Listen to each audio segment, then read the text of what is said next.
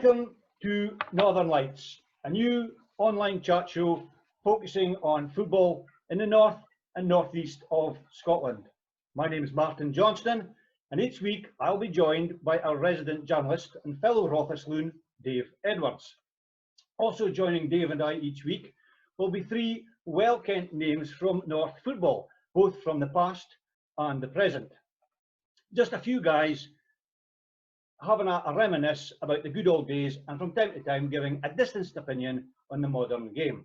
A bit like Soccer AM meets the Antiques Roadshow. This week's show has a strong Morayshire flavour, where all guests were active at some point during their respective careers. Tonight we'll be referencing clubs such as Montrose, Peterhead, Lossiemouth, Nairn County and Elgin City. Plus a healthy helping of refereeing stories. Our first guest this evening comes from a prominent northeast footballing dynasty, with his brother Brian having seen service with Inverness Thistle and his nephew Paul having spells with Buckie Thistle and Rothes. Dennis Darcy's playing career started in junior football with Banks of Dee before he signed for Montrose in 1970. He spent 10 seasons at Links Park, where he has now legendary status. He then had a brief spell with Arbroath before being appointed player manager of Peterhead at the start of the 1980-81 season, where he guided the Blue Toon to success in the Highland League Cup.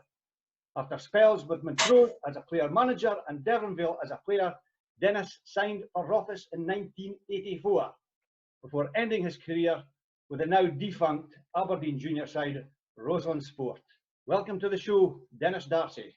Hi Martin, hi everybody. Our second guest this evening was a firm fans' favourite with Elgin City for almost 6 seasons. Gary George signed for the Highland League champions Elgin from Lossiemouth in 1974. In 1980, Gary returned to Lossiemouth, where he spent another 5 seasons before he moved to Nairn County. Gary ended his footballing career at McKessick Park with Rothes, where he spent 2 seasons after signing for Johnny Cowie in 1987. Welcome to the show, Gary George. Good evening, thank you. Our third and final guest hails from Mistodlich, and he's still known in Morayshire quite simply as the referee. Sandy Roy passed the referee's exam back in 1972, and he suffered the indignity of a team walking off the park in his first ever match in charge. A year later, he took charge of his first junior appointment when Carver Fay, another club sadly no longer with us, played Buckie Rovers. Sadly, Sandy was appointed to the Highland League list of linesmen for season 1973-74 before spending the next 2 seasons as a referee in the North Regional Juniors. Appointed to the senior list in 1976, Sandy gained further promotion to Class 2 in 1978, where he remained for 4 seasons and during which time he refereed both legs of the Celtic versus Aberdeen Reserve Cup final. Sandy was finally promoted to Category 1 in 1982, where he remained for 16 seasons before being forced to retire because of the then age limit rule. Sandy continued to serve the refereeing fraternity after retirement in a number of roles, and he is currently a Scottish FA Referee Observer and Referee Association Manager. Welcome to Northern Lights, Sandy Roy. Good evening, thanks Martin. Apologies, gentlemen, if you think once again I've favoured the referee by giving him a longer intro than everybody else, but I think Sandy will be the first to concede that he's probably had a longer career than everybody else as well. Dave, I've got to say we've had an awful lot of positive feedback about the show. It's been really quite overwhelming. Lots of discussions on the subject matter. A lot of people like to put us right when we're saying things maybe are not quite accurate, but it's good to get feedback. For example, I am reliably told by our friends at Fraserburgh Football Club, we were speaking last week with Ronnie Dunbar about the fact that Forres on both occasions when they won the league championship, the opposing team scored an own goal to give them a wee helping hand on the way. And Ronnie's recollection was that perhaps it was Derek Milne that put the ball past Billy Gordon, And my friends at Fraserburgh reliably tell us that he was wrong in both counts. It was actually Ryan Christie who put the ball past his keeper, who was Paul Leask. So that's a record set straight there. I should have known that, Martin. I was there, and I remember Big Boomer from just inside his own half, passing it back to Paul Leask, who'd come outside his own 18-yard box, basically. So he basically scored an own goal from almost the halfway line. Big Boomer Ryan Christie was the man. I should remember that. Well, let's face it, Dave, after last week's revelation that you thought you cycled from North Island to South Island in 25 minutes, I think you be giving Chris Hoy a good run for his money. Have you had any feedback on the question that you said last week about the oldest manager in the Highland League? Yeah, we did have, most of which the consensus really was for Charlie Duncan from Fraserburgh. There's one or two other mentions. We'd have mentioned for Rod Klein at Carry and Mansell Craig at Nairn County.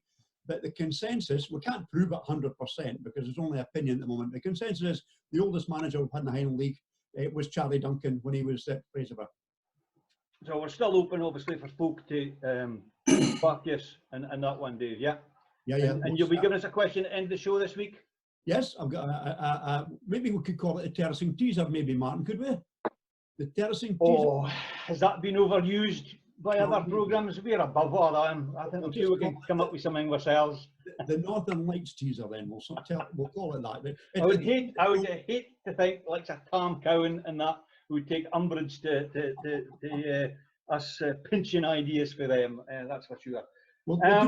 Now, all in all, the programme seems to be going from strength to strength. As I say, it only started off as a wee bit of fun, and it's triggering memories, lots of memories for people. Some positive, some maybe slightly negative. I'll give you a positive one. Mark Holmes last week mentioned the fact that when he signed for Falkirk, it was George Fulston who was the chairman at the time. Sandy, you'll remember George Fulston? Yeah, certainly do. He was the one that brokered the deal to get Mark to Falkirk. In fact, if you remember, he also brokered the deal to get Mo Johnston to Falkirk towards the end of his career. But my experience with George Fulston was from when I was at Formartine United, and we had to obviously get our ground up to standard for Scottish Cup and Highland League status. We scourged the internet basically to find somewhere where we could buy second-hand turnstiles. And I came across this tiny wee advert. Someone was selling these second-hand turnstiles and raising money for charity. So I got in touch, and it was George Fulston. And it turns out these turnstiles had come from Parkhead, Celtic Park. And he was indeed taking donations for charity. So myself and one of our committee members organised to hire a trailer and go down to Falkirk and pick these up. George runs a forklift company based in Falkirk. So off we set. Problems right for the offset in respect that the plant hire company didn't have the trailer that was supposed to collect in the morning. But the good news was that their sister company down in Dundee had one. So we'll just pick up one there instead. So down we goes, and we arrives at Dundee, no trailer. So it hung about an hour before the trailer arrived back. It was a bit damaged, so it had to carry out a quick repair. So all in all, we've wasted something like 2 hours, and by this time we're ready for our lunch. So we'll go and have something to eat while they're doing the repairs, pick up the trailers, and head off to Falkirk to get the turnstiles. And when we arrive, George welcomes us with open arms. He says, "Now, guys, you've come a long way, so my wife's come in and she's made lunch for you, so you'll just have your lunch." And we're going, "Oh, thanks so much, but you know, really and truly, we've already eaten, so we couldn't possibly have any lunch." And his face just changed like that. And he says, "Gentlemen, you're not eating my wife's lunch. You're not going away with any turnstiles." I don't often have to be, encouraged to have a grub. Let's say that we were poking it in because he meant business. He was very offended. He's going to be very offended. So with 2 lunches and 4 turnstiles, with to get them resprayed. They were bright green, and to get them resprayed red. But that's where the turnstiles at Formartine United came from. They came out of Parkhead. But that was just one wee memory that came out of that particular story. I'll save the negative one for another day, Dave. Would you like to tell us, Dave, a wee bit about how folk can follow the show, etc.? Yeah, if they go into YouTube, and there's been many hundreds doing that, Martin. I think we're averaging over 700 each programme, which is quite fantastic, considering that just over 3 weeks ago we thought we might get 20 or 30 folk having a look at the programme. It's quite amazing. But when they go into YouTube in the search for Northern Lights, there's a thing there says subscribe, and I spoke to. It was actually my mate Kevin from Larbert said it to me. He said he didn't know whether to subscribe. He didn't want to go into a paywall. And I said, well, what subscribe means is you click on that. It takes a note of your address and things like that. And all it does is pings you just a wee reminder that the show's on next Thursday night. And that's all it is. It doesn't cost you a penny to subscribe. So if you do want to subscribe, please do that on the Northern Lights YouTube, and it won't cost you a penny, but it flags it up the next edition that comes on. Also, if you want to tweet us, the best way to do it now, we've got our own dedicated Twitter page, and it's put in Northern Lights, and the address is at Up the Dooney, UPTHE Up the Dooney, which might mean someone if you live in. Might mean to you if you live in a quaint little Speyside village. Up the Dooney is, well, we could tell a tale, but not for tonight, Martin. Well, there's lots of tales could be told about being up the Dooney. Some of them certainly for this show. I'm going to introduce something new as well, Dave. I'm going to introduce an On This Day feature on the show. So I'm going to ask you, gentlemen, rack your brains. Where were you? What were you doing on this day, 1977?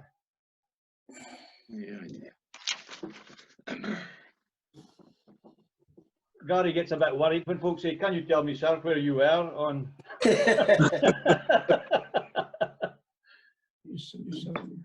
Well, I was still at the school, gents, so maybe we'll stop the searching there. What I'm going to tell you is, there was still football being played in the Highland League on this day, 1977. Season hadn't finished, and this was a new one in me. I had come across the name kind of, but I wasn't familiar with it too much detail. But on this day, 1977, it was the Bell Scotch Cup semi-finals, and I'll read out the results for you. Inverness Thistle 1, Caledonian 2. And in the other semi-final, Ross County 1, Rothes 4. And I've got a wee brief summary of what happened. At Kingsmills, Inverness Thistle took the lead in 14 minutes when their latest signing, a young lad by the name of Dave Newlands from Rothes Decimals, he opened the scoring. Kennedy got the equaliser. We think that might be Charlie Kennedy, Dave. I think so. He got the equaliser, and we certainly think it was Gordy Fife who grabbed the winner for Caley. And so Caley won that game 2-1 against Inverness Thistle. Up the road at Victoria Park, and the newspaper basically says that Rothes blew away the home side. Goals from, here's some names for you, Neil Clayton and Jerry Graham gave the Speysiders a 2-0 half-time lead. And although County pulled one back through Nicholson, now we don't know who Nicholson is, so if somebody would like to enlighten us to who Nicholson for Ross County was, he pulled one back in the second half. But Rothes then hit them with a double salvo, a 3-minute break, with Clayton grabbing his second goal, and the fourth goal coming from Malcolm MacDonald. There's a name from the past. Malcolm MacDonald. Rothes Decimals for a long time. Clachnacudden. Aberlour Villa. Who can forget? So that was the semi-finals. Obviously, Dave, next week's show on this day, we'll have to have a look at the Bells Bell's Cup final between Rothes and Carley, and it was a two-legged affair, and it makes quite interesting reading. But that's back in 1977, so it wasn't a yesterday. But we thought it'd be a nice wee feature just to include in the show, and we'll go back as far as we can if there's ever something to report on. Okay. Good stuff, man. Can I start the ball rolling tonight and have a word Go for it. with the Go for it. referee? Sandy, good evening. Evening, Dave. How you doing? Fine, yeah. Does my memory serve me right, Sandy? Did you play for Fochabers Rockets as a young man? I did in 1967-69. I was actually club secretary in 1969 as well. Uh-huh. And a local Fochabers boy with the eldest of 5 boys, Sandy, is that right? Yeah. I was well, we stayed in Mistorlich, but the Mistorlich team had gone defunct by that time. Uh-huh. But yeah, I played for Fochabers Rockets for 3 seasons. Jimmy Shanks, the Cardiff City scout in the north, was the manager for those 3 years. But there was great, but it was a coup d'etat, and Jimmy was replaced as manager, and I felt strongly about it, so I resigned as secretary. Good, Jimmy. I was player as well, and I moved to play for Gordon after that. Uh-huh. Because Jimmy discovered Donald Murray and took him Yeah, down. that was his big thing. I mean, and that kept him in touch with Jimmy Schooler, who was a Scot as well for many, many years. I think it's maybe a bit unfair, but he played on the Donald Murray connection an awful lot. Uh-huh. You know, but I mean, he was great for going to games and that. Yeah. If I threw the names Stevie Pelly Patterson at you, did you bump into Pelly as a youngster? Yes, we lived just on the outskirts of Mistorlich village, and we had a wee croft, and because myself and my brothers were interested in football, my father created a wee pitch on the croft, a small pitch, goals and all that, like, but and the youngsters of our age in the village would come up and play at our pitch at night. So it'd be Roy's versus the villagers, my brothers, and sometimes my father against them. And Pelly was one of the ones. Pelly was ages with one of my younger brothers, and he would come up and play there as well. He was a Grimsby Town supporter at that time. I never knew why, but he always spoke about Grimsby when he came up.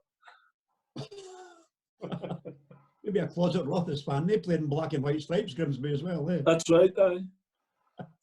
So you were offered 1 or 2 trials, I believe, Sandy, as a kid. Aye, I was a very late developer in terms of football. I never made the school team until I was 15. Probably in modern terms, body shape and fitness weren't great at that time. I played for Mistorlich Juveniles in the Elgin District Juvenile League in 1965 and 66, and I was quite a prolific goal scorer at that time. I had a trial with Keith.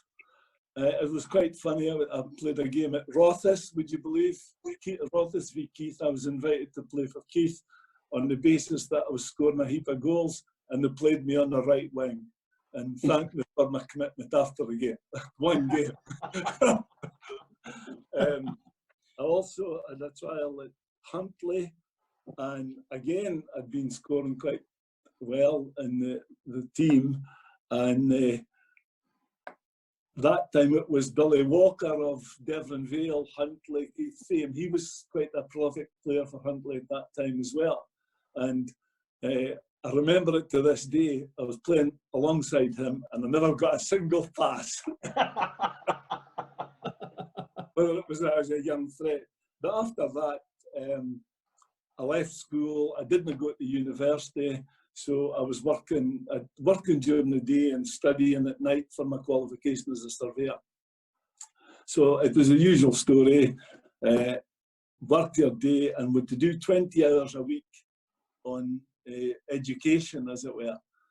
So I was doing 4 hours for 4 nights of the week and another 4 on a Saturday or Sunday. So for 6 years, it was the same routine: play football all summer, take off the 2 stone you'd put on for the winter, and that was it. You back and do another year studying, 2 stone over the winter, sitting at home at night eating when you shouldn't be in that. So Nairn County came along, Bishopmill United and Birkhead Thistle, but in the end I really didn't have the time for training, so I just stuck with my welfare teams. And you became a referee. Yeah, by default really, but once I got married, I lived in Fauchebers, and the green final was delivered to the newsagents in Fauchebers at 7 o'clock on a Saturday night. And the van just drove through and threw the bundle of papers out. That we all grabbed our paper and that was it.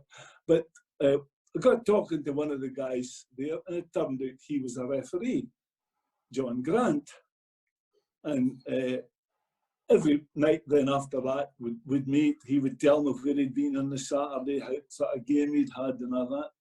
And at the end of our football season, which was September, because I was playing the Buckie Welfare League, and it was April to September, John said, "Oh, we've got training in Elgin every week. We're short in numbers.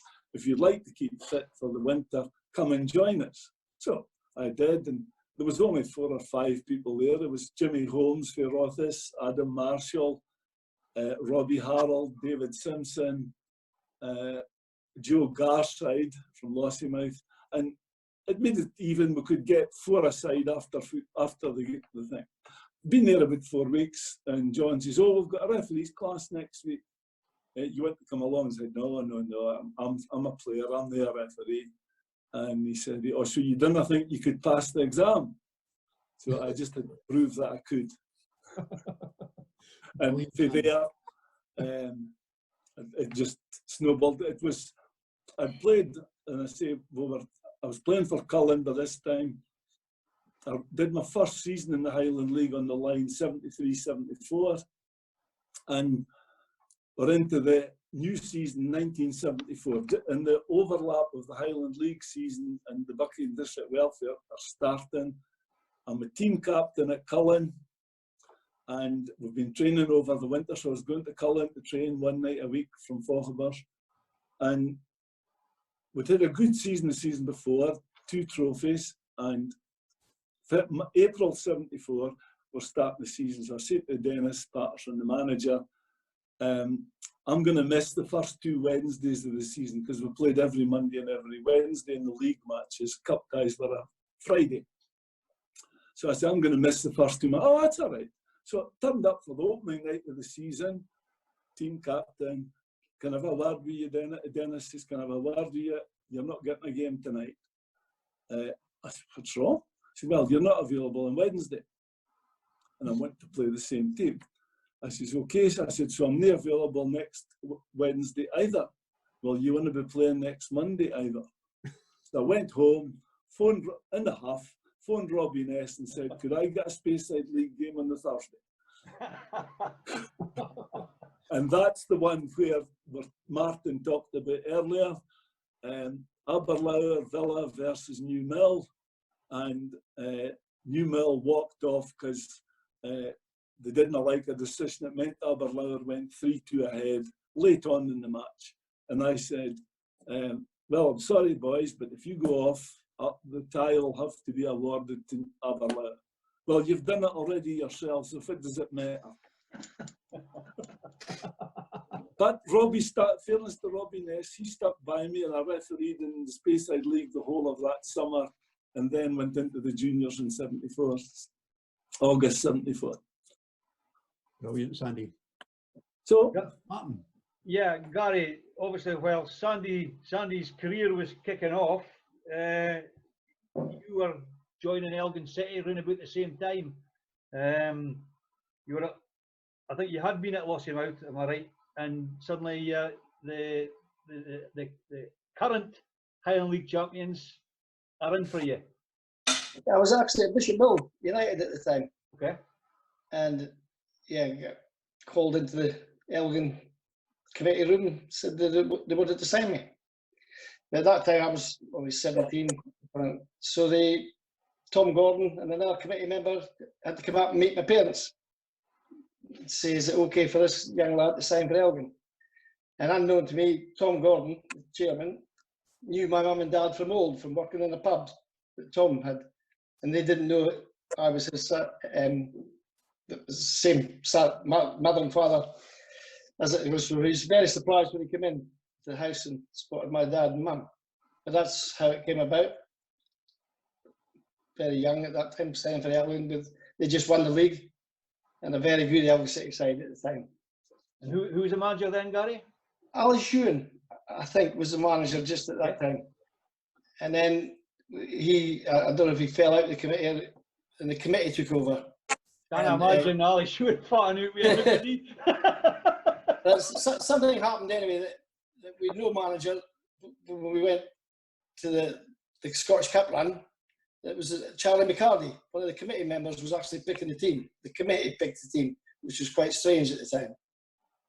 But that was. But there was good players in there: George Gilbert, Jerry Graham, Tommy Wilson, Quizzy Dingwall, and of course my mate Frazee. We were sort of the same age and best mates then. And for the benefit of viewers, Freezy Kellis, obviously. Yes, sorry. Yeah. Okay, so Well, tell us about this Scottish Cup run. Can you remember the game by game? I can't remember a lot about the games. The Stirling Albion game, we went down to Stirling Albion, stayed in the hotel overnight in Stirling, and we got up, and it was a very hard frost, and the game shouldn't have been played because we were sort of non-league and we'd stayed overnight. I think that was persuaded the game to go on, and it was a good leveller for us against, because it was a good Stirling Albion side, and we scraped the draw. Took him back to Borough-Briggs, midweek replay with a big crowd. And I remember Jack Cameron, a builder from Aberdeen, came through and offered, we'd never met him before, come into the dressing room, give you a bonus of £200 each if you beat Stirling Albion tonight. And we managed to beat them 2-1, I can remember. And we came in and all these rolls of £200 were sitting in the middle of the table. He goes, there you go, guys. Well done. And then, of course, Rangers at Ibrox. Unbelievable day that was, but not a lot of people know that we borrowed that we stayed in the same hotel in Stirling as we did the last time, and we borrowed a hotel manager's car to go into Stirling and do some shopping on the morning of the game because we were up early. And Doug Davidson was driving the car and went through a red light and we crashed the car.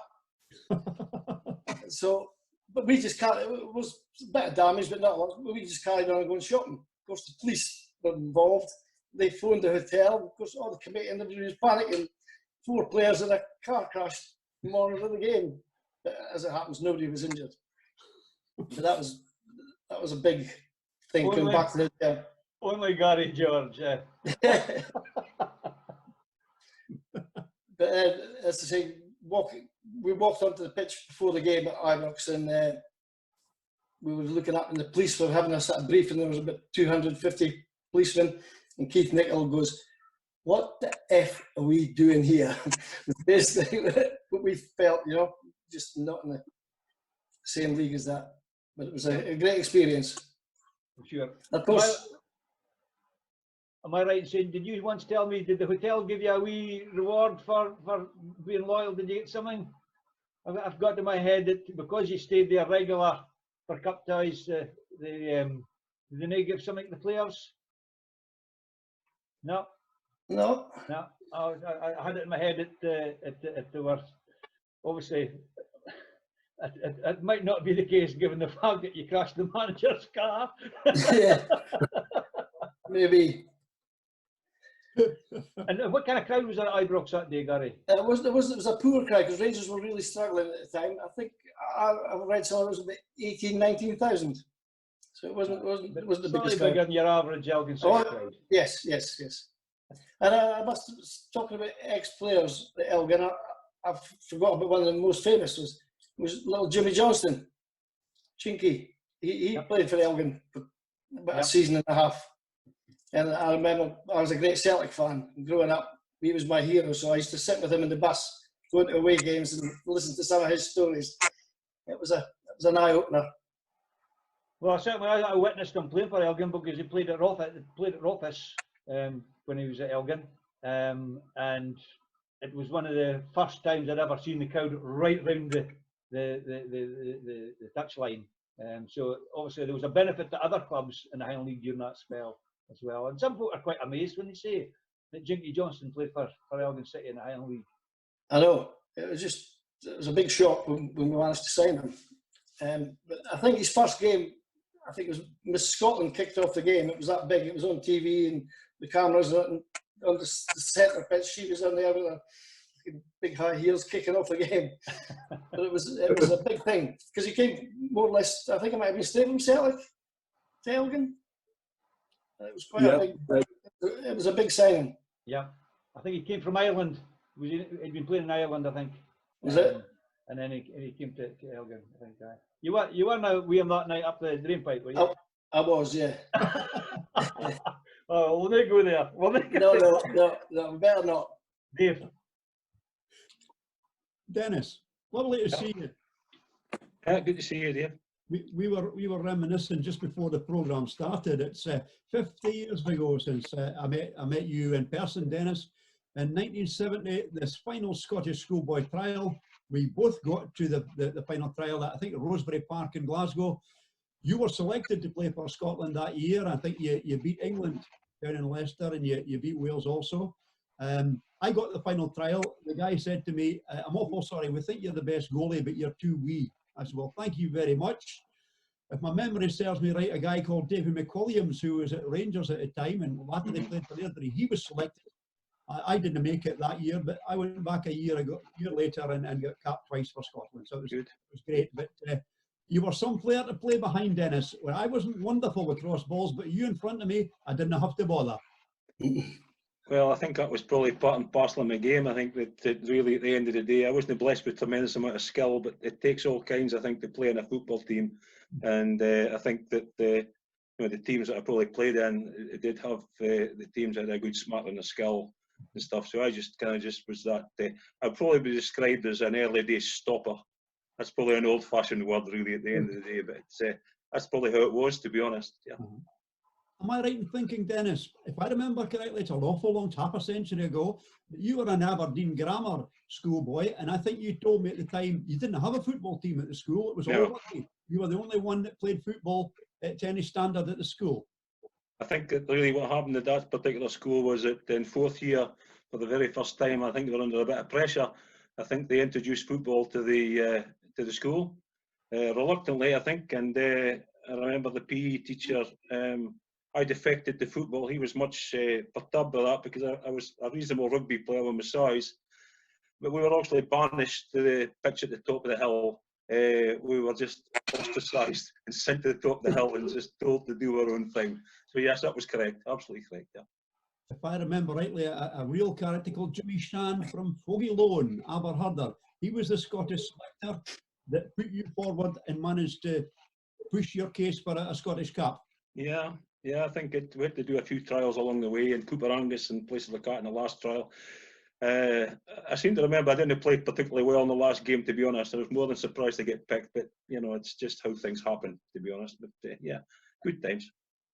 I played in that game at Cooper Angus with an injury. I never told anybody. I arrived about half an hour before the start. My dad took me down. I missed the connection because I was really struggling with a leg injury. But hey ho, Dennis, you went to Banks of Dee.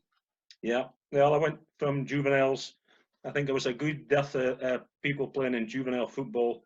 Good talent in juvenile football. I played for a team called Walker Road, and the two teams at that particular time were Sunnybank A, run by the Kellys, and Pat Gerrard, who ran Banks of Dee, and there were two very good sides. Banks of Dee was a kind of feeder club for Aberdeen, and they were good sides. But yeah, I went to Banks of Dee, signed provisional for Montrose. I was 6 months at Banks of Dee, I think, and then got called up. I played one game for Banks of Dee, as you say, Pat invited me through. I went through by train, and it took me for lunch at the Caledonian Hotel, and then I went and played football after a great big muckle lunch. And I remember Joe Smith, that played for Aberdeen, Matterley, was in that same team. They were a good side. No, they're a very good side. A lot of talent. They used to get one or two Aberdeen players to play for them as well, just to get a bit of experience. But yeah, there was a good depth of talent in Aberdeen at that particular time, and just went on, as I said, to sort of graduate for Bankside after 6 months to be called up to play for Montrose, really. So. And that was a love affair with Montrose that lasted an awful long time, Dennis. Yeah, it was 10 years, and long before Bosman. God forbid if Bosman, when Bosman's been, people like it or hate it, I don't really know, but at that particular time you would sign a contract with a 1 year and a 1 year's option, but you weren't going anywhere after the 1 year option. That didn't mean a great deal, to be honest. It's just one of those things. But you know, I think everybody probably here, Sandy would enjoy his refereeing, and Gary would enjoy his game. So there was no reason to go anywhere else, to be honest. It was good, very good. You must have played with some real characters at Links Park at that time, Dennis. Oh, there were characters. The team at Links Park was made up of Aberdeen boys and Dundee boys, and that was it. That was simply it. There was nobody else at Plymouth Central built at all, and that's how the team kind of grew. Alex Stewart came as the manager for Dundee. I think he was allegedly went into the board and said, it's got to take me 5 years to build a team. Can you imagine a manager these days going in and saying, give me 5 years? Some of them did get 5 days or 5 weeks. But he did build a team, and he was ably assisted by a guy called Ronnie Cross, who people maybe want to know, who was a scout in the Aberdeen area. And Ronnie was amazing. He was just one of these guys that just picked up talent along the way, and just had a great affiliation with the juvenile clubs, and did really well. So he was very well respected. So it was a great experience at Montrose. Yeah, great experience. And Ronnie Cross had another. Did someone else that you did? Ronnie Cross played for Rothes as an inside. Did he really? I was a younger man. I remember Ronnie Cross as an inside forward. Quality, clever player. Yeah, he was a lovely man. I really loved him. He was a nice guy, really nice guy. When you were at Links Park, Dennis, you were involved in an epic 3-game Scottish Cup tie against Hearts, I believe. Yeah, I think we all had our moments. I think, and you know, when you were pulled out of the hat against the big boys, and Gareth, remember Rangers and all these things and things like that. There were 3 games. I think the first game at Links Park, the crowd, the Hearts people were leaving, I think, because we were 2-1 up. We just got into overtime, and they scored. Gary Shaw, I think, was the person that scored, and took us back to Tynecastle on a Wednesday night. This might interest you, Sandy, because at that particular time I was appealing against a caution or something, or a sending off or something, and so was a guy called Les Barr. But we had to go to Park Gardens at that particular time, and the referees had to go as well. That's right. And so we trundled off on the Wednesday afternoon to Park Gardens.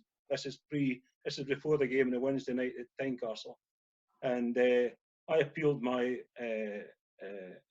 I got the appeal. I got through that one. Les got through his one.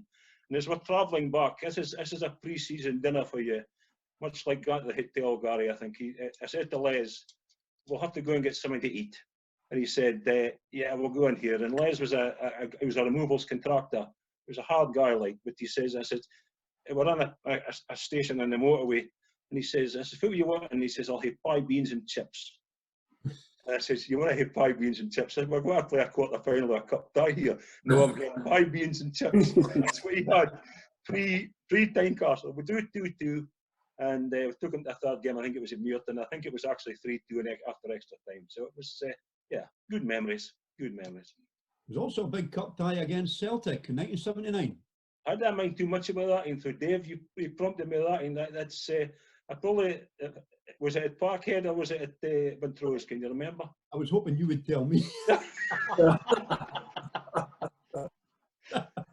I can only ever remember a 3-0 game at Parkhead. We suffered a 3-0 defeat, and Yosin Silly did a bit of a blunder for the second goal. So that sticks in my memory. So the only other games was Hibs and Rangers, and we played in the quarter final. But that was another story. Great stuff, Dennis. Thank you. Great stuff. Sandy, while Gary and Dennis are enjoying great long runs in the Scottish Cup, you get promoted to the senior list of referees, but it wasn't all plain sailing for a start, was it? No, it was, well, every time you step up a level, there's always a bit more of a challenge, player, referee, whatever. As you rightly say, it wasn't all plain sailing. I started with a match, Rothes v Buckie Thistle. It went quite smoothly. And most of my first season was reasonable.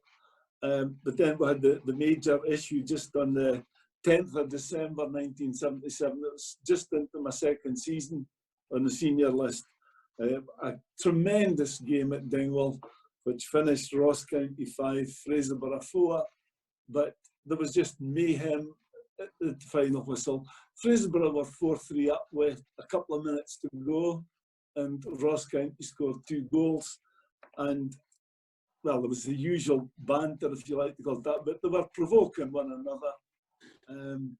George Urquhart of Ross County tried to boot Rexy Hunter up the backside. He missed a wee bit, but the spectators all come onto the pitch. I think one press report later was if Urquhart had made contact with Hunter, he would have gone over the stand. But I was the victim of an assault, and Maurice Newton came on the pitch to rescue me. So that led to my first appearance at Hampden in the February '78 for the hearing about the Stramash. I went down by train, and Maurice was there with George Urquhart on present the Ross County case. And when we came out, they'd been dealt with, but came out, Maurice hailed a taxi, and he insisted the taxi took me back to the station, and then they were going to the airport to fly back to Inverness. But then that worked in my favour, because on the referee disciplinary committee at that time was Jock McDonald. And as luck would have it, I couldn't say much. I'd never experienced that sort of thing. So when asked about whether I'd done the right thing or the wrong thing, I just said, well, it's a new experience for me. I tried my best, and that's it. And on the Saturday, I was refereeing Forest Mechanics versus Inverness Thistle. Went in to check the boots for Inverness, and Jock says, "Oh, could I have a word with you outside, please?" And it was to compliment me on how well I'd handled myself. And 3 months later, I was promoted to Category 2. There you go. There you go. So it worked out for the best, albeit that wasn't one of the most clever moments. Yeah, yeah. So, influences, mentors at that time, because I think from my own refereeing background, I have to be honest, you were certainly a big influence in my career. And so, who was an influence in your career? Well, Robbie Harold, there was nobody. I was a bit of a trailblazer, because from the time I had joined the refereeing, we didn't have NMD at Category 2, we didn't have MD at Category 1. And I was younger at that time than most people that were in the refereeing movement. John Grant later went to become the Highland League secretary, and that's where I got my chance to become a Category 3 referee. John moved to that, and that allowed me to get the Category 3 slot. Robbie and David Simpson and myself, I considered myself to be the third choice, as it were the ones vying for Category 2 status, but I got it. Jim McMillan was the supervisor manager at that time. But I think really it was people like Jock McDonald, Rod Klein, who pushed me on at that stage. Also Sandy Stables, because these people were SFA councillors. They would push my name forward because I was doing reasonably well in the Highland League. At Category 2 in '78, I was made Category 2 and I got 3 games. And that was the problem for every referee up in the north at that time, that we couldn't get recognition in the south. So you would get on at Category 3A, you would be at Category 3A for 10 years, made Category 3B, which would mean you were a linesman only, and you would just move on. I took the opposite view and went to places like Cowdenbeath, Raith Rovers on a Wednesday night or a Thursday night. My father would come with me for the company on the road back. But that was the difference, really, that albeit I only got 3 games in my first year, then the next year it got a bit better, The third year it got better still, and the fourth year ended up with the Reserve League Cup, home and away. And it was funny because it was a Friday night, Celtic v Aberdeen, and I went into Parkhead, Celtic Park. I was early, and I was met by Billy McNeil.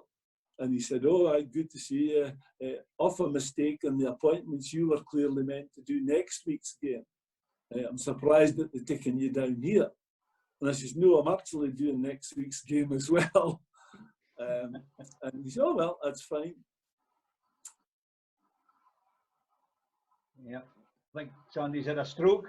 We lost him momentarily. Well, maybe we get back to Sandy in a minute or two. I'll grab Gary in the meantime then. Yeah. Gary, do you remember when he's off air? Do you remember Sandy refereeing any of your games when you were in the Highland League? Quite a lot of my games, yes. With a few run-ins with Sandy. I'm sure he sent me off on more than one occasion. Because at the end of the 70s, you joined Lossiemouth. Yes. I mean, was it a case that when you were a team, say, slightly lower down the league than Elgin City, Gary, you maybe tended not to get the breaks that you did when you were a team at the top of the league? I would say so, yes, definitely. Yeah. Yeah, I think we suffered a wee bit with the 50-50 decisions, without a doubt. Who was the manager at Lossie at that time then, Gary? Harry Owens was the manager when I went there. Oh, Ex-Birkhead Thistle. Yeah, because I played for Birkhead, but Harry signed me at 15 for Birkhead. That was the first club I played for before I went to Bishop Mill. And I wasn't getting a lot of game time at Elgin, and Harry sort of persuaded me to come down to Lossie. So I went down to Who's the chairman, Gary? Bert White. Bert White, okay. Yeah, remember him? I remember Bert, yes. Yeah. He was the man that took Bobby Wilson up north. That's right. It was Bert that actually moved him up from Dundee, gave him a house up here in Lossiemouth. But we had a lot of good players at the time, but we didn't do very well. I think Ronnie Dunbar was saying that last week. We had good players, Ronnie Dunbar, Colin Keir, Johnny Cowie played for us, Kenny Rain, goalkeeper, and Brian Mackay, goalkeeper. We just struggled to get wins. It was a very competitive Highland League at that time. That's right. You stayed 5 seasons at Grant Park. Yes. Now, Sandy, it's okay. Gary's been slagging your refereeing when you've been away. Aye. I don't know what happened. Gary was just saying you never ever once had any cause to take him up for any bad tackle or speaking back or anything. He was a model player. Would that be right? Well, we've all got different views, Martin. Yeah. Maybe Gary's memory doesn't serve him quite so well, eh? Oh no, I think Gary was a wholehearted player as well. We have our own strengths and weaknesses. I never particularly liked guys who wanted the last word, and Gary often had that with me. But I think that we were all men at the end of the day. The 90 minutes was over and we were able to speak as friends thereafter and respect each other's position. Gary was on the field, he wanted to win. I was there and I wanted to control the match. Very diplomatic, Sandy. Yeah, we had a few run-ins, Sandy. Of course we had, yes. But there was always, you said, we were all friends after. It was always. That's right. I mean, I think that I've run-ins with a number of players and you get different responses. You see it more now because in my role as an observer, you're still meeting up with players that are refereed and they're still speaking to me, so it couldn't have been that bad. No. Yeah. Good stuff. Thanks for that, Gary. No worries. Obviously, Dave, you maybe want to pick Sandy's brains a bit further about, obviously, 1982. He's been elevated to bigger and more meaningful matches, including your European trip. Yeah, I mean, the follow on from my League Cup double header was that I was promoted to Category 1 at the end of that season, which was just weeks to the end of the season.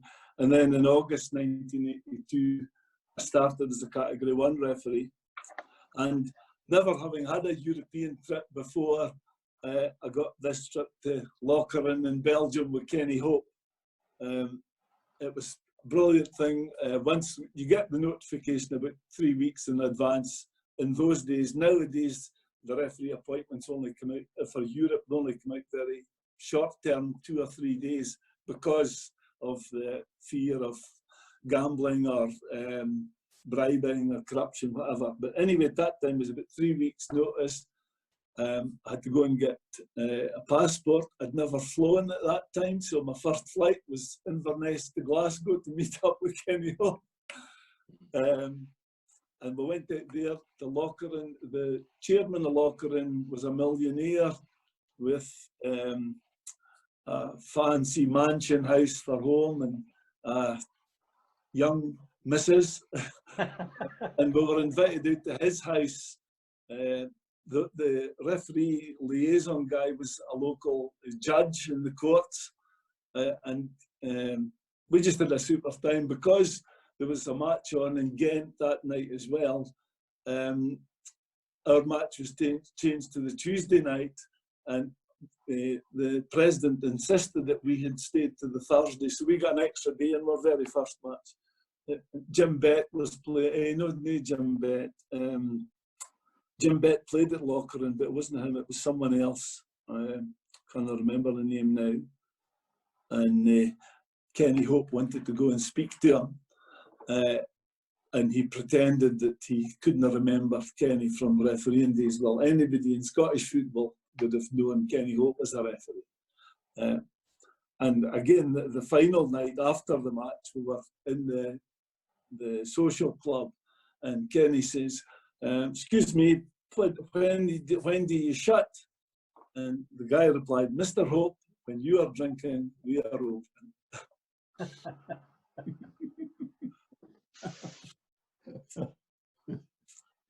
Dennis, 1979, you've spent all this time at Montrose, and then suddenly you're off to Arbroath. That's an unusual occurrence. It's an unusual occurrence in Angus to go for Montrose to Arbroath or vice versa. The reason that came about was to do with the Highland League. We'd been up training up. We used to go to Forres every year for a week's training, and we were hosted by Forres and played Carley and places like that. But on the way back this time, we played Fraserburgh at Fraserburgh, and about 7 minutes gone, you can picture a scene if you like. But I attempted to head the ball sailing through the air like Rudolf Nureyev, which is unusual for me, and came down across my ankle and was carried off, which is no mean feat. I wasn't a stretcher, I was just carried off with 2 guys. Escorted up to Fraserburgh Hospital. The lassie said, "My, that looks sore." I says, "It is sore." I says, "What's happening?" It says, "I'm sorry, but we've done an X-ray. We only X-ray Monday, Wednesdays and Fridays." I'm going to have to go to Aberdeen. So I ended up in Aberdeen, and that was the days of Inverdee and Alton and all these things. So all the casualties were coming in, still wearing their strips. And so the doctor came round, there was 4 of us. He had a good sense of humour because he came back and said, "I'll give it 5 minutes, I might get a 5-a-side, there'll be somebody else coming." So that was that. I had a chipped ankle bone, was put in plaster. I had a doctor called Dr. Proctor, who thought I played for Aberdeen, who was sizing me up for tickets for Aberdeen football match games, which I couldn't give him. So I had to play that one quite coolly. And subsequently, what actually happened was that I didn't really recover for the chipped ankle bone. So the younger element was coming through, as it always does at clubs. And they were sort of cementing their kind of position in the team. And I wasn't really playing. As we all know, we all like to play. And so I got an opportunity to go down and play with a guy called Ian Stewart, who subsequently became manager at Montrose after me, and played down there. But of course, the trouble with down playing with your local rivals is you're not very well accepted. So I wasn't really a season there. I wasn't there very long, to be honest. So it was, and then I thereafter kind of moved on. So yeah, I mean the rivalry between Montrose and Arbroath is something else. Absolutely. My very first reserve fixture as a referee was Montrose versus Arbroath versus Montrose, and they had played on the Saturday in a league game, the first team, and there had been some pretty hefty exchanges during the game, and then there had been some comments made by either manager in the local press on a Sunday, etc. So I'd absolutely no idea what I was walking into on the Monday night. I'm sure it was a Monday night. I remember arriving there far too early for the game and phoning Kevin Bissett in Inverness for a wee bit of sort of pre-match guidance and advice, and he said, no, just go out there and do your own thing. You'll find reserve fit backs. You blow the foul, you'll see the foul, you blow the whistle, they'll stop, they'll put the ball on the deck, and they'll move on. It's all about getting the technicalities right, etc. There's no any beef in these games. Well, from the absolute off, I had a game in my hands, to say the least. Anyway, there was a corner to Montrose, and the ball swung in for the corner. And as I look across the penalty area, there's a Montrose player lying flat in the deck. And I looked across, and the far side linesman's got his flag up. And I'm thinking, what's happened here? Yeah. So stops playing, runs across.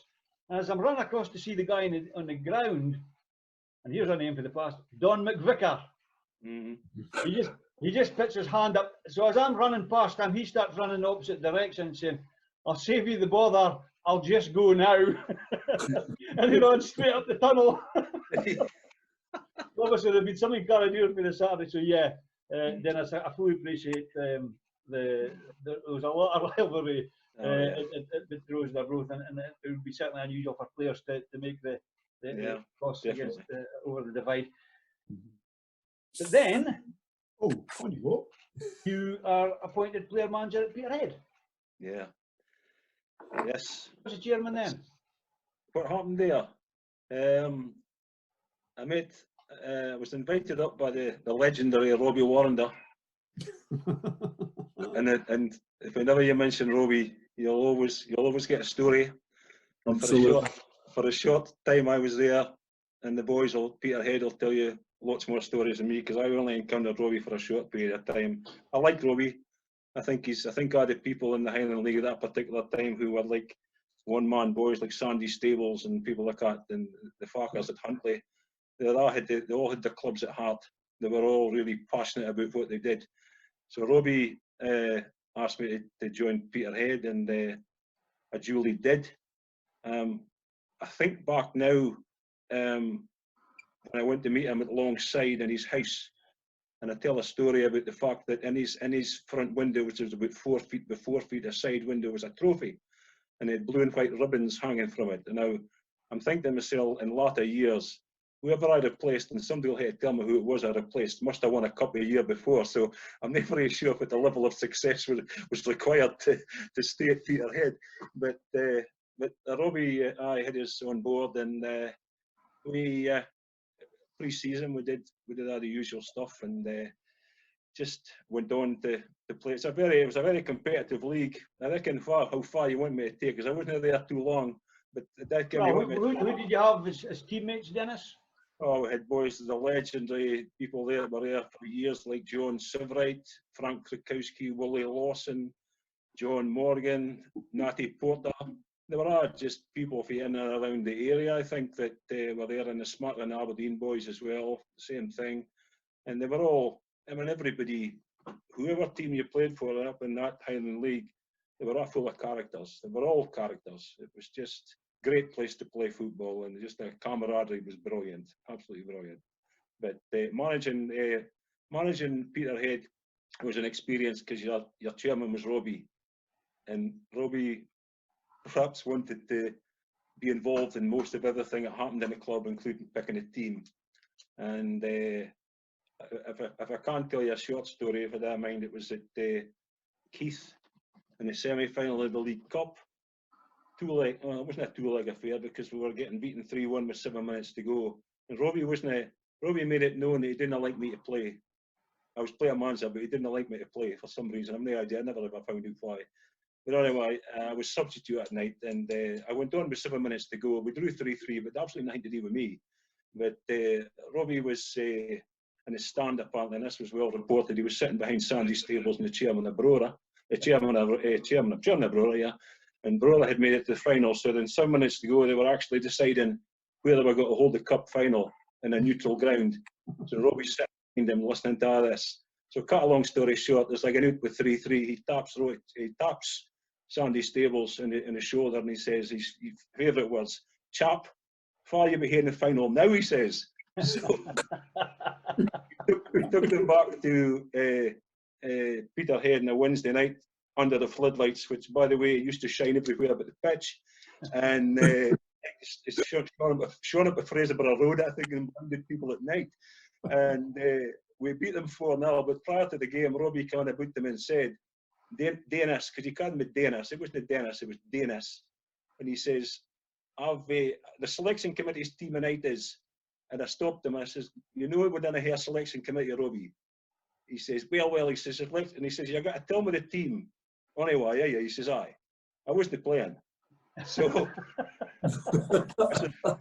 I said, so I had to shoot down my chairman that night and say, "By the way, this is the team, and I'm sorry, but that's the team, so thank you very much, bye-bye." We beat him 4-0, and the first person just as looking up the tunnels, Robbie, saying, "Grand performance, Dennis," he says. You can't win, can you? Win with chairman that won the ticket team, but he was a great guy. I liked him. I really liked him. But do you want me to finish off my career at Peterhead? Because Well, I mean, you brought him a trophy, Dennis, didn't you? I did, aye. But the trophy didn't last long at Elgin. It was Borough Briggs. Robbie pinched the trophy and took it back in his car, and nobody knew where it was. But the final game for Peterhead, you're involved in this, Sandy. You might not remember. But we're playing against Bucky Thistle, and I was playing against the legendary Rexy Hunter, who was a great guy. Like, he gave as good as he got. And when I said to you prior to that Robbie liked to pick a team, and he didn't like me playing, I said to you, "I'm going to pick on a sub." And Willie and Frank was the substitutes. And I looked across, and there's 2 numbers up. This will never happen in your career, by the way. It'll never happen once. There's 2 numbers up, and one of them's mine. Right? I don't have one sub to come on. So somebody had told the boy to put up my number to come off. So Rexy's now on a boot to me saying, "I'm having a great game against you," he says, "so that's you off." I says, "No, we'll sort it out." Because you said to me, "What's happening then?" I said, are you going off?" I says, "No, I'm not going off. I'm staying here." So that was the end of the game. And I had a few choice words at the end of the game with whoever was around. And word got to Robbie that I'd kind of much maligned him. And he dragged me into no, he didn't drag me, he didn't speak to me on the Tuesday, but he spoke to me on the Thursday and said, "Chap," he says, "we'll have a word in the boardroom, will we?" I says, "Aye." He said, and this is a chairman's phrase that you'll never ever hear again. He said to me, this is for public, he says, "Dennis," he says, "I'm chairman of Peterhead FC." I says, "Aye, I respect that, Robbie." And he just leaned across to me and he says, "My mother and father was married again." I said, "I didn't carry that, Robbie. I was something else like." I said, "Oh, well, you can't come with that one, the chairman of Peterhead." Anyway, cut a long story short, I left that night. So that was that. It was you, Sandy. I thought I acceptably. Maybe I mind that game, but I mind it. But there you go. It was good though. Anyway, sorry, that was my ranting on it. But Gary, after 5 years at Grant Park at Lossiemouth, you left, but you left on fairly good terms, and you went to Nairn County. Yes. Yeah, I got a call from Malcolm Cowie. So tapped me up, asked me in the old days, which you weren't meant to do, but he said, "Do you fancy coming along?" And that was at the end of my contract. And Lossie says, "Yeah, okay, on you go." So I had a couple of seasons at Nairn. Who were some of the characters there then? We had a fairly decent side. Wizzy Dingwalls was there, XL room, going to play with. Yeah. John McGinley. Well, he went on to do reasonably well. He did very well, yeah. So, I think Gordon Robertson was there. Yeah, I think that would be right. Derek Thompson as well, maybe. Derek, yeah.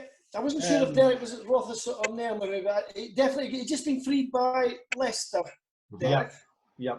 Well, Malcolm Cowie was our PE teacher at Speyside High. So that would be, because Derek, if I can just cut in for a second, Gary, Derek played for Buckie Thistle when he was still at school. I remember at the time the big furore was Buckie had been drawn away to play Meadowbank Thistle in the Scottish Cup. And you wouldn't see this happen now, that's for sure, because youngsters that are signed for senior clubs do not play school football anymore. But Derek wasn't allowed to travel to the game because the headmaster said, no, you've got a school game on Saturday morning, and that's your first choice. And now he was a regular pick at Buckie at that time. Derek would have been 15, he played a school game in the morning, and he didn't go to Edinburgh for the game. Sorry, I interrupted you there.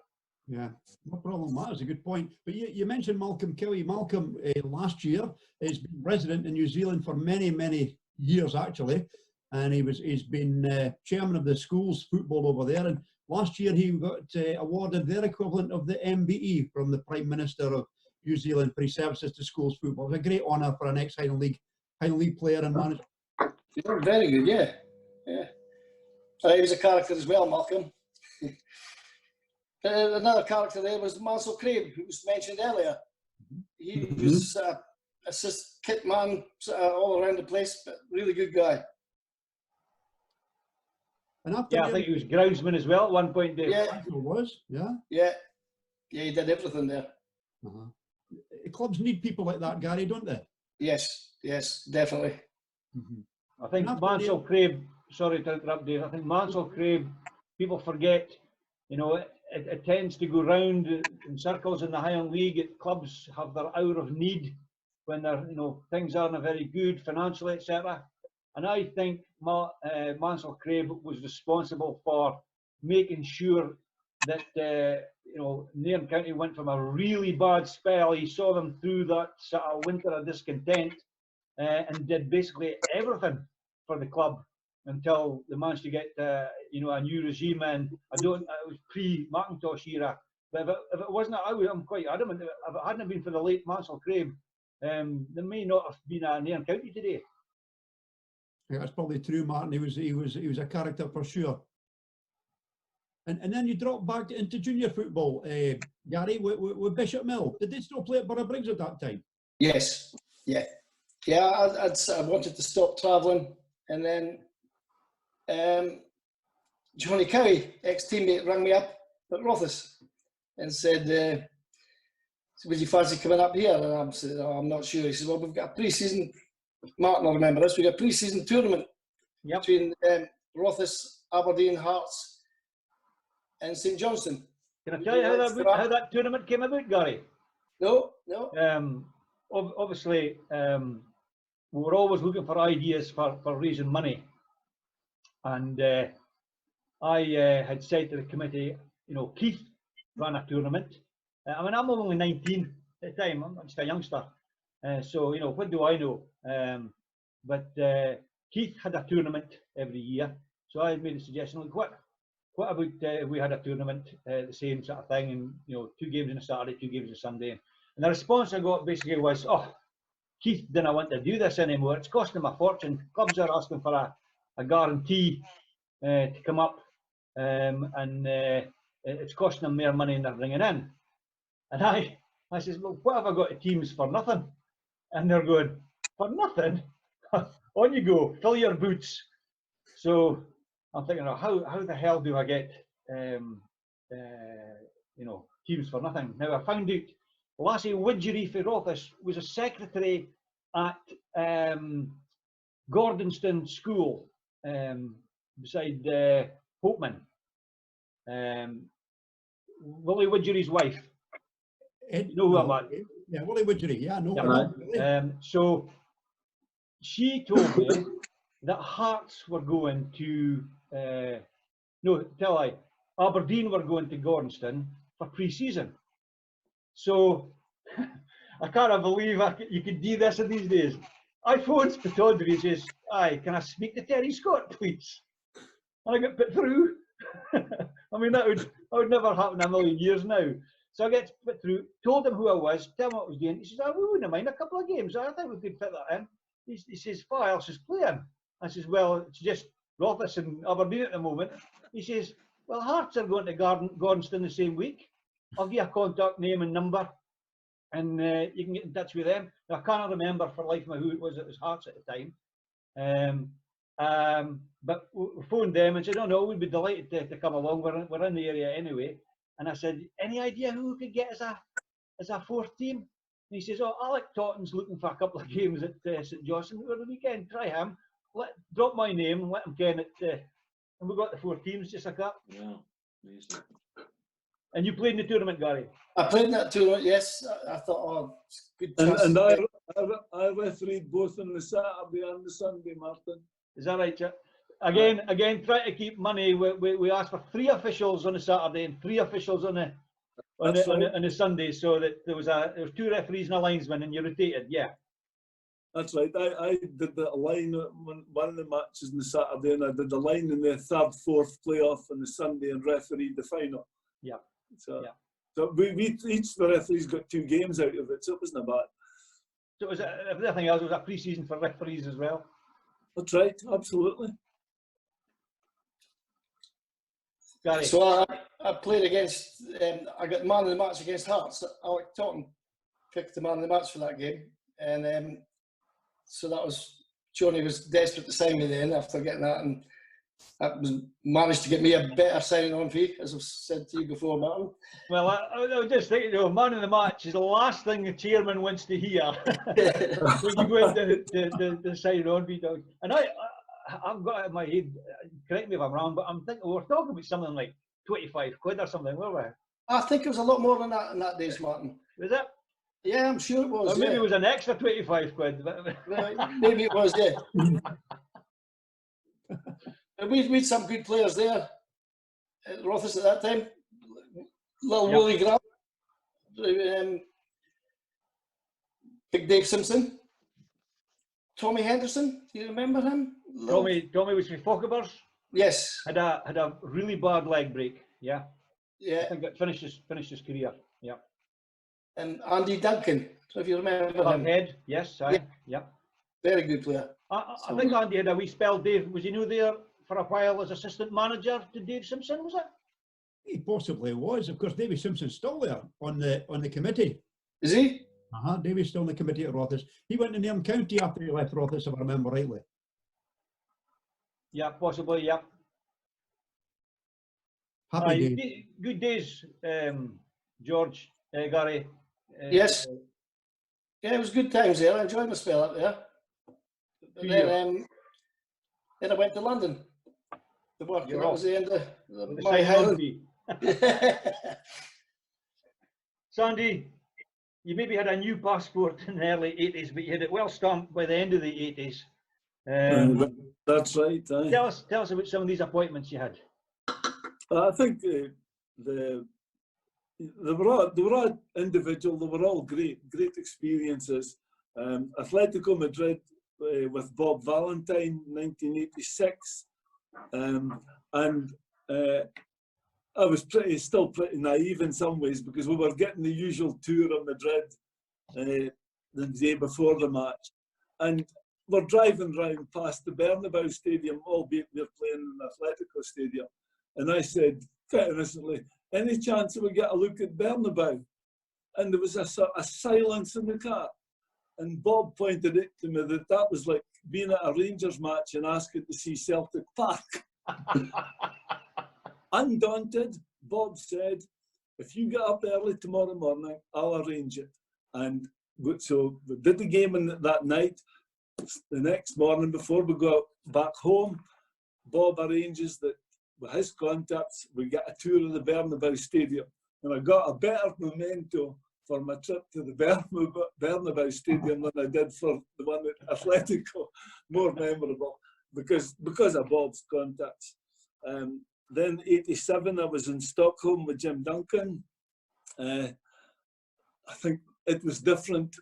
And the liaison officer there just wanted to take us to other places that he couldn't afford to go to, but because it was on UEFA or AIK's expense, we were in expensive restaurants and pubs and that. The real highlight was AC Milan in 1989, quarter-final of what was the European Cup at that time, now Champions League. and it was AC Milan against Werder Bremen. It was 0-0 in the first game, and we were doing the second leg. We went to the ground 2 hours before kickoff. 35,000 spectators already in the ground. When we came out at kickoff time, there's 71,000 in the ground. 5,000 of them Germans, the rest are Italians. The match hinged on a penalty decision by George Smith in 17 minutes. Correct penalty, but it wasn't at my end, so it was quite fine. 1-0, and that was the only goal. So we're in the referee's room after the match, knock on the door, and in comes the German chairman of Werder Bremen. And he said, Mr. Smith, I think you had an excellent game. You only made one mistake. It was never a penalty. And George, as you well know, George, in his firmness said, well, you can see what you like. I was convinced it was a penalty, and that's why I made that decision. And if you see it, and the boy comes back in, if you watch it on television, you will see your mistake. I'm not, George, I'm not interested in television. Thank you, Mr. Smith. I will go out and tell the world's press that Scottish referees are not interested in television.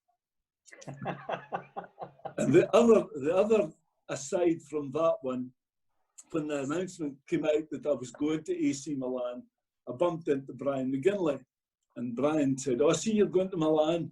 And I said, oh, aye. Oh, he says, Milan, it's brilliant. Gold watch every time. Everybody that goes to Milan gets the AC Milan gold watch.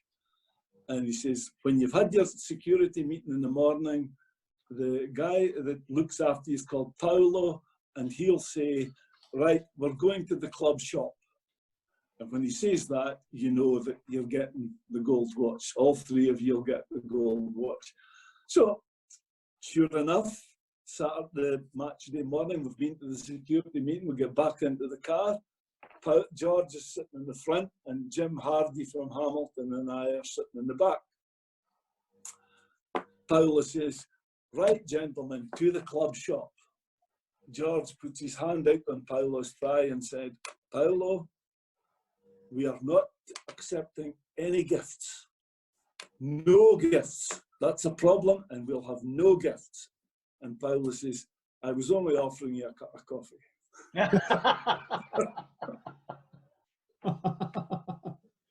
Sandy, then, what a career, Sandy, in a way, because you went from Villa Park, Aberlour to the San Siro. Quite magnificent. yeah.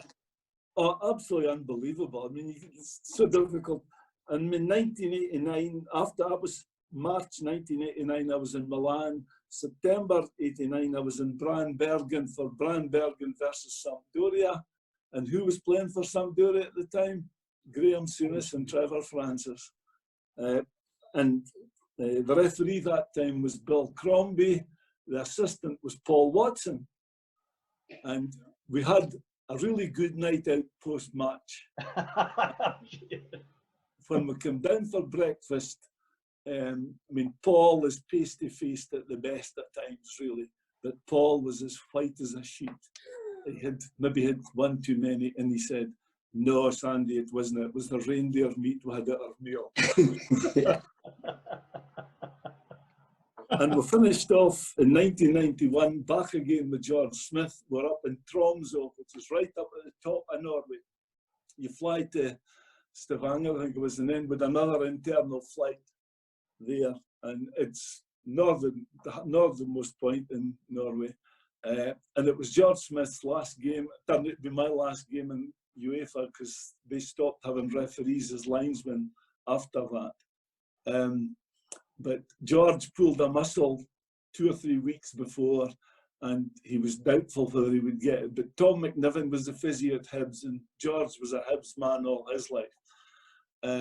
So he got them fixed up and strapped up the day that we were due to travel. And he says, no, you must not let it get wet. And I've still got the photo at home of George Smith in the shower with a Marcus bag wrapped around the plaster dress out so he could have his shower and still keep the dress in it. But that was our last trip, so I mean, it was just fabulous. That was from 82 to 91, and to get these 6 games, brilliant memories and huge experiences. You know, the San Siro was without doubt the highlight of it, but so memorable. Dennis, after Recreation Park, you didn't go to San Siro, you went to Princess Royal Park in Banff.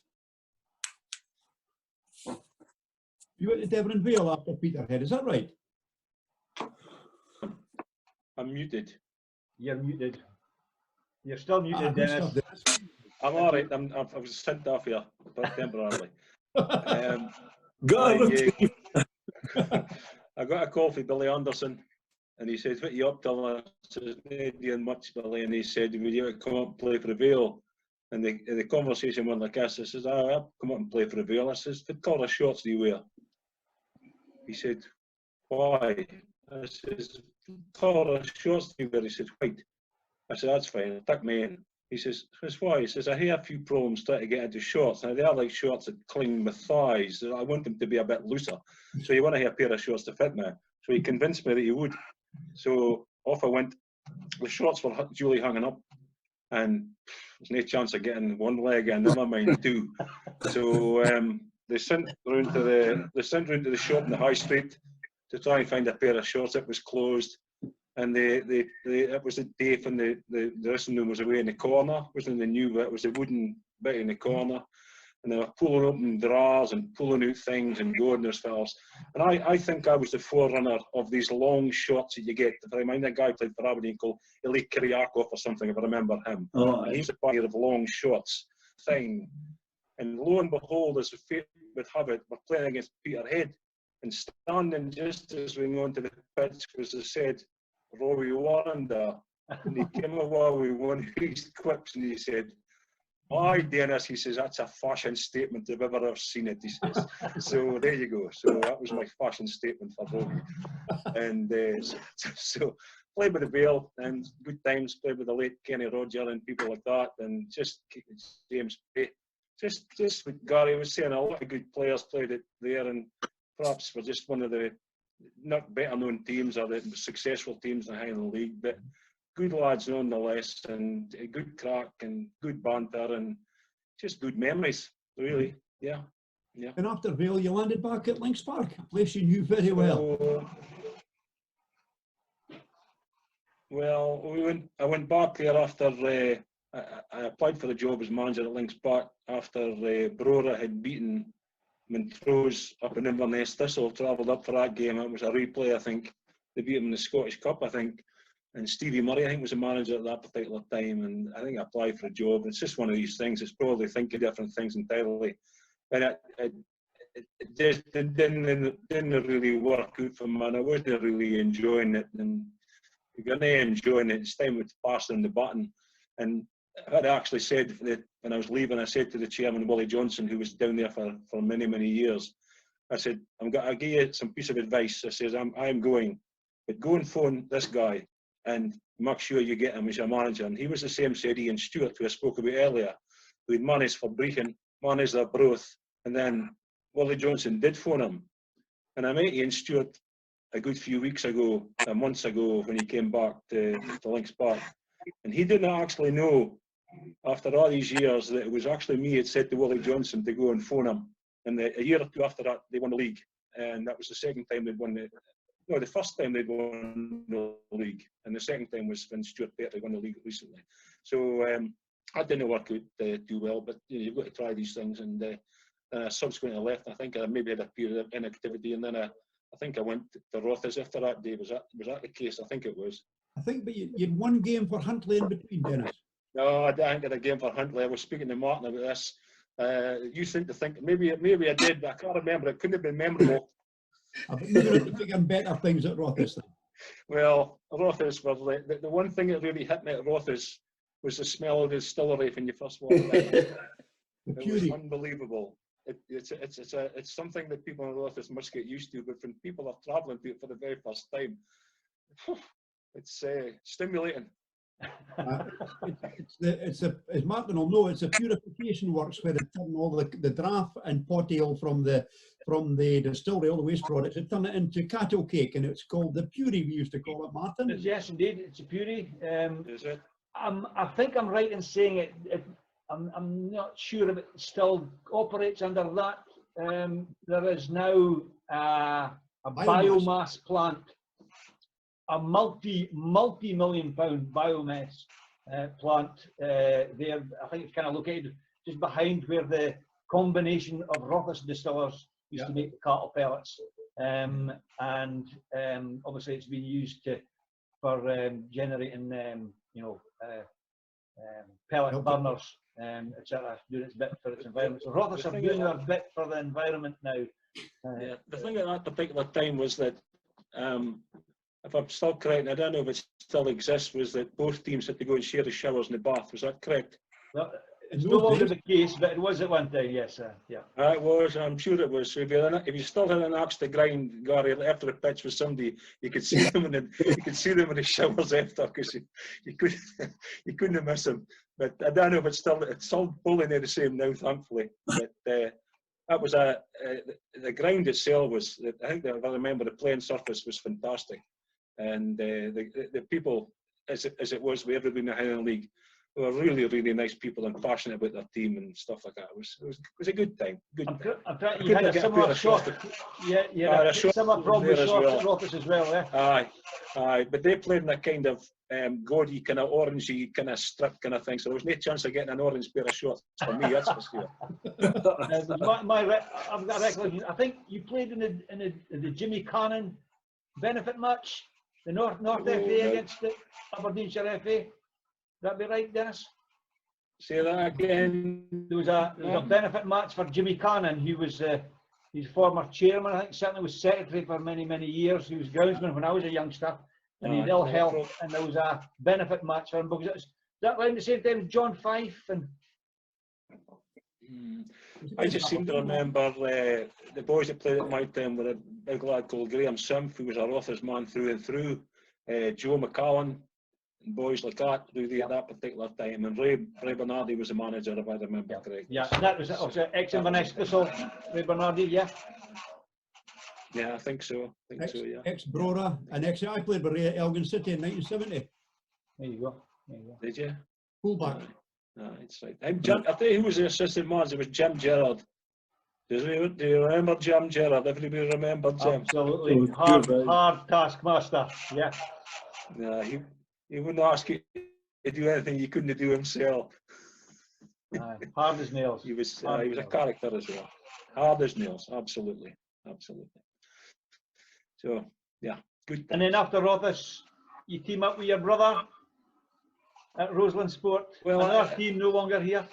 Well, it wasn't actually Roseland Sport. It was Muggy Moss. Muggy Moss became Roseland Sports. Sort of became Muggy Moss became Roseland Sport. I played with Brian there, but Brian actually played with Montroseby's as well for a couple of seasons, and then we finished up our careers because he took on the mantle of running a club called Inverurie Juniors, which was they just were the whipping boys of the junior league. And he phoned me up one day and said, "Do you want to play?" And I said, I'll play. He says, "Why you want to play today?" He says, "You never play." I says, "Well, we're playing today," he said, "because you're playing, I'm playing, and your son's playing." He was playing for Bonnicord, and this is probably the only time we'll ever get in the park together at the same time. And by the way, you're playing sweeper because you're older than me. So you got the benefit of playing sweeper. Tremendous. So it was the back four must have been about 150 years old. So Gary, there's no substitute for experience. Gary, you decide to hang up your boots after Rothes. You're a joiner up the trade, is that right? I remember that. I think. Yes, that's correct. Yeah. And if I recall, because I'm a joiner as well, and I think there was something that happened down in England. There was a severe shortage of tradesmen for a while, wasn't there? And there was big incentives to go down to England and ply your trade. Yes. Did you have any aspirations to play when you were down there, or get involved in coaching? Or I did play when I went down there. It was not the highest of standard, but I played combined counties for a team called Hawley Town, where I lived. It was near Gatwick at that time. And I played 5 seasons for them. Ended up being their captain, and it was sort of local. It was really good. But half decent standard. Got in FA Cup qualifying sort of standard. Okay. With their own ground, own social club, all that sort of stuff. So it was good. But then no, I had no ambition to do any coaching after that. More interested in playing my golf. Being a bit selfish. That was. Who's your local team now? Who's your local team? I live about a mile and a half away from Sellers Park, Crystal Palace. Okay. You go to games? So it's hard to get tickets. It's really hard unless you. I support Liverpool, which is. I've got up to Liverpool more times than I get into Palace. It'd be easier to go up there. But that's another story. I supported Liverpool way back when Maurice O'Donnell was in charge at Lossiemouth, and we had no training one night because it was snow or frost, and he had a tape in there, and he played a tape of Bill Shankly for an hour, just talking about football, and that was me hooked on Liverpool from that time. Just listen to all the players in there, no training, just listen to Bill Shankly, and it was a bloody good eye opener. I'm very envious, Gary. You talk about playing golf. You're in England. You can go and play golf today for a week, can't you? I played today, Dave. Oh, no. As soon as the courses were open, we were on there today. Yeah. We'll have a game next time you're up, pal. Yeah, no problem. Sandy. Yeah. The 80s were brilliant for you. I remember a game, was it 84, the biggest game of the whole season, Highland League Championship playoff, and you were the man. Yeah, I think there you go. It was one of these things that the whole Highland League season ended or revolved around the last minute of the last game of the season at Cali Park, Inverness Cali versus Keith. Keith needed a draw. Keith needed a win. Cali needed a draw to win the title. Cali scored early on in the. Keith scored early on in the match, but the goal was disallowed. And then they scored later. It was 1-0 for Keith at half time. Cali equalised, and in the dying seconds of the match, there was a penalty claim which I rejected. And that meant that Cali won the league rather than Keith, assuming that Keith would have scored from the penalty. It was a challenge by Derek Dewar on Mitch Bavage, just on the edge of the penalty area on the goal line. It was like almost 17 yards along the goal line. It wouldn't have been considered a goal-scoring opportunity in the modern language, but my view, and a reasonably good view of it, I thought there was minimal contact. I didn't think there was enough in it for it to be an intentional foul, and didn't give the penalty. So I was ostracised by the chairman and the manager for a number of years after that. You were a popular figure with the late great Sandy Stables. Was that part of it, Sandy? Oh, I mean, it took him a good 2 years to even speak to me after that. But I mean, after that, we parted as good friends. I mean, and we were much closer after that. We jointly were involved in the youth leagues. The Highland League started the likes of the under-17 league and under-20s league. And by that time, I was heavily into referee development. And Sandy and I had several meetings, and I would say the friendship was back to normal. But at that time, and Sandy said right after the game that I would never be welcome in Kynoch Park again. And he was true to his word. And for some strange reason, I never got a Keith game for 2 years. Needless to say, the manager took an even longer time to even speak to me, wee Jimmy. It took a long time for him to, I wouldn't even say forgive, but even to make any contact. It's one of these unfortunate things. It's a decision and you have to make it. And you get that split second to make it. Mm-hmm. I've never seen it on video because I don't think we took videos at that time.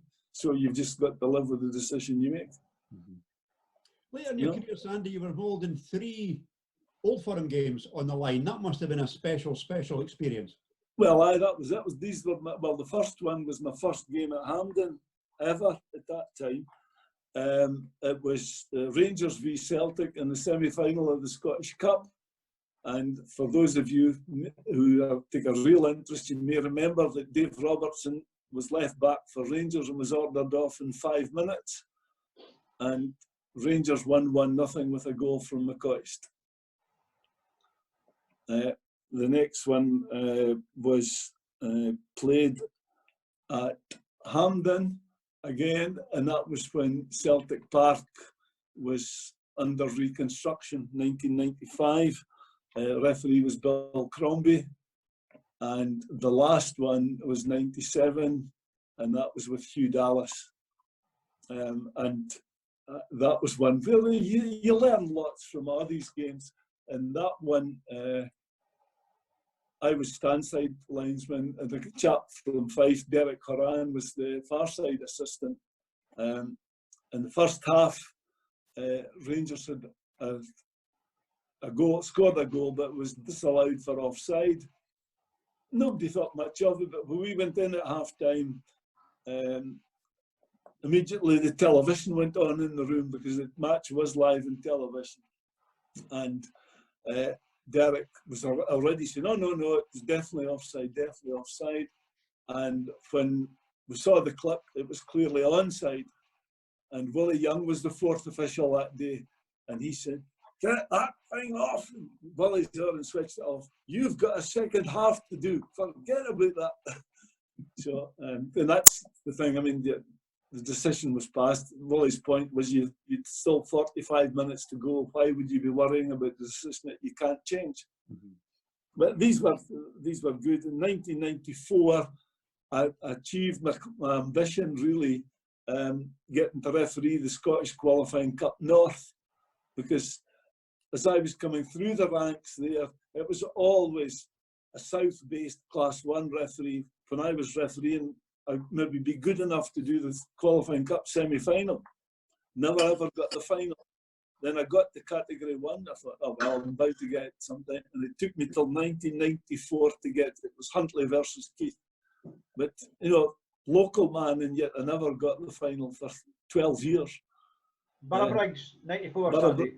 That's right, Barrabriggs. Ably assisted by M.W. Johnston. Yeah. I was actually going to come back to you and one of your refereeing experiences at Arbroath, Martin, since you're grilling us. You're going to tell me about the wind at Arbroath. The wind. Aye. It's funny. It's funny that we were caught up in Peterhead this season with a situation where a game was called off because of high winds, and Jim McAnally was pretty up in arms about the fact that how a referee could call a game off because of the wind after having started it. And I'm keeping my powder dry because I was actually involved in 2 incidents. The first time was Bucky Thistle versus Clach at Victoria Park. And I mean, the wind was as bad as the actual signs, the advertising signs in the park were horizontal. Big guy Matheson played at the back for Bucky. I think he'd gone to Keith to Bucky. And he took a succession of goal kicks and they went over his head.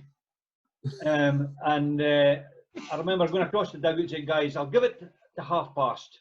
We'll give it to half past and then we'll call it for there. And that'll give your guys a chance to give folk refunds or whatever at the gate.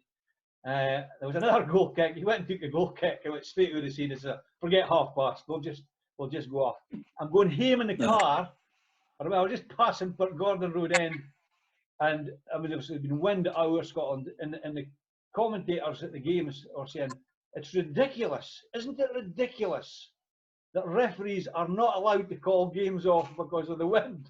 I don't think I ever drove back to Dufton so quick in all my life, because obviously I wanted to check the handbook. And to my knowledge, apparently, I would stand corrected, but apparently it was the first time a senior game had actually been called off during the game because of high wind. If I had known that that hadn't happened before, the game would have been finished, I can assure you. Right. But the second time was Dundee United played their reserve games at Arbroath, and they were playing Dunfermline Athletic, and it was an absolute, I mean, the corner flags were bent to her. It was a Thursday afternoon, and we're doing there, and I'm thinking, well, it's a reserve game, so we may as well just starting it. And Tommy McLean was the manager of Dundee United. At that time of day, the managers took charge of the reserve team as well as the first team, and Bert Payton was manager of Dunfermline. And with their blessing, we said, no, we'll get a chance, we'll get a start. Now, to explain how bad it was, and Dennis, you get how windy it used to be and stormy at Arbroath. I got the groundsman to put sand out in the corner of the 6-yard box, so that my thinking was at goal kicks, what he could do is he could pull the sand together and obviously tee up the ball so he could take goal kicks. That's how bad it was. So anyway, the game kicks off, and Dundee United go straight up the park and kick. The guy fires a harmless ball straight at the keeper. I mean, it was a case of the keeper just had to do that. But unfortunately, the ball got within maybe a yard of the keeper and then went completely around him and hit the back of the net. So I just ran straight across, picked the ball at the back of the goal, which forget it. As I'm coming off the park, Neil Cooper, who's driven all the way down from Dingwall to watch a player, just sat down to start watching the game. And after the game, he was more angry than anybody. And I remember Tommy McLean coming to, this is a rarity. There's not many people have experienced this. Tommy McLean came to the dressing room with a tray and with a pot of tea and with pie and whatever. And he basically says, "Aye, referee, it'll be the only right decision you'll ever get. Well done." And handed us for a cup of tea. Sandy, talking about incidents, you've got to tell us that famous Celtic Hibs game, 1996. Aye. You know, I've gone through it time without number. It was a fairly innocuous thing as it started. The ball went into the penalty area. Paul McStay challenged for the ball along with Jim Leighton. Jim came out, dived at Paul's feet. Paul's knee caught Jim just above his left eye. We were aware immediately it was serious, stopped the play. As I got in about, the blood is pouring out of Jim Leighton's head. The trainers are on, they get sorted, he goes off because he needs longer treatment. Darren Jackson goes in goal. Reluctantly, I have to say, he made it clear he didn't really want to be there. He went in, and maybe about 5 minutes later, there's a shout from the side that Jim Leighton wants to come back. At that time, again, the referee had to be the sole judge at a bleeding wound when it was appropriate for the player to come back. So he didn't rely on your assistant or your linesman as he was then. So I ran across, and to be honest, the wound is still oozing blood. They've covered it in Vaseline and whatever have you.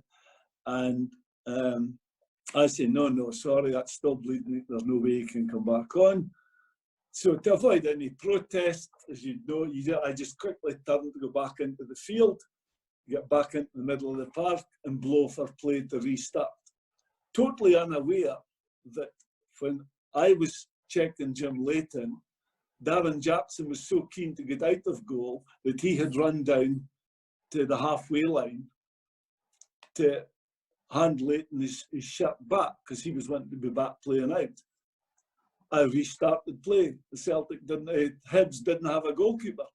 Well, strictly speaking, they had. It's the law says each team must have a goalkeeper. It wasn't really my fault that Darren Jackson was still at the halfway line. But fortunately, I managed to. Well, the far side linesman was waving to me and pointing. There was nobody in goal, although play had started. So I just stopped it then and allowed the change to be made. I went back over and checked it. Allowed Jackson to get back into the goal. Jerry McNee on Scotsport on the Sunday absolutely slaughtered me. And strangely enough, Alec Miller, the Hibs manager, phoned me on the Monday and apologised for what Jackson had done that had made me look stupid. But that's it. A few years ago, once the referee department was settled in Hampden, they decided to make a montage with photographs of all the referees. And of all the photographs that have been taken of me, the only one that made the montage was me standing with Jim Leighton in the blood. So that's how I'm remembered there. Funnily enough, exactly 12 months later, I was given the same fixture, Hibs v Celtic v Hibs, Parkhead. So needless to say, I was nervous about it and that. Jim Leighton was captain of Hibs by that time. And go for the toss to the coin to start the match. And Jim says, well, how are you feeling about this? Just a year ago today, because it was almost exactly 12 months. And he says, I had forgotten all about it. He says, but we're walking into the stadium at Celtic Park, and the doctor says, oh, Jim, you'll be worried today. It's a year since the bad wound, your injury. And he says, well, if you think the coincidence is, it's exactly the same referee. But luckily, I did it. I gave a decent performance that time. Gents, I'm going to wind things up there. We've set ourselves a wee challenge of trying to wrap things up in about an hour and 45. I think we're an hour and 45. Yep. So I think we've got 3 minutes up our sleeve. So I think we've done pretty well. Obviously, thanks to Dennis, Gary, and Sandy for joining us. I'm sure folk will get great pleasure in listening to your recollections of your playing days and your refereeing experiences. Dave, do you have a question for our viewers? Well, I thought as we'd an Elgin City legend with us, Gary. A question about an Elgin City, maybe even a bigger legend, King Willie Grant. Willie left Rothes in 58-59 and he played for 8 seasons for Elgin City before he went to join Inverness Thistle. He had a magnificent Highland League career. I liked him when he was at Rothes, not so keen when he was playing for Elgin against Rothes, mind you. But I'd like to know how many goals, a double question, how many goals Willie scored for Elgin City in those 8 seasons, and how many goals he scored throughout his whole Highland League career. And I'll give you a clue. Willie averaged almost 1.5 goals a game. And for viewers, how do they get the answer to you, Dave? Fire it through on our new Twitter page. Go and look for Northern Lights and it'll come up at Up the Dooney. And if you can tell me how many goals Willie scored throughout his whole Highland League career and how many he scored in those 8 prolific seasons for Elgin City, the great legendary King Willie Grant. There you go, folks. That's your question for this week at Up the Dooney. How many goals did Willie Grant score for Elgin City and for his entire career? Is that correct? Is that what you're saying, Dave? Entire Highland League career. Highland League career, yeah. Okay, right, folks. Next week, we will be joined by 3 slightly more modern day players from the game. We'll have the scorer of a Scottish Cup wonder goal. We'll have a larger than life former goalkeeper and manager, and someone who possibly wasn't too rusty in front of goals. Gentlemen, thanks once again for joining us on Northern Lights. Everybody at home, thanks for watching. Good night.